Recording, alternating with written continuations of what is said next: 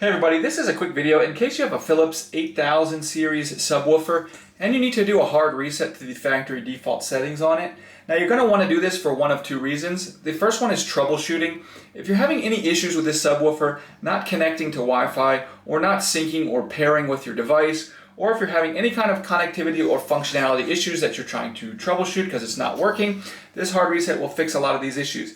The second reason is if you want to just set this up on a new sound system, or for whatever reason you just want to get a fresh start, like it's just coming out of the box, we can go ahead and do that real easily. First of all, we just need to make sure the subwoofer is on, and once the subwoofer is on, we are just going to come in and find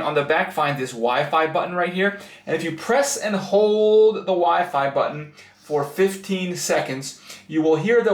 subwoofer make a tone, and then it will automatically restart, so turn off and turn back on. And once it turns back on, it will have been restored to its factory settings, and you can set it up as a new subwoofer.